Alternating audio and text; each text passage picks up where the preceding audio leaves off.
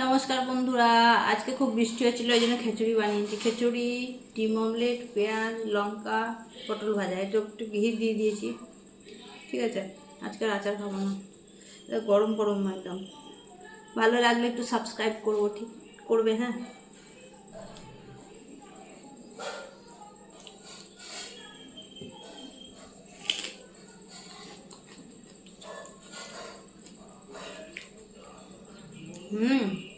দারুণ খিচুড়ি।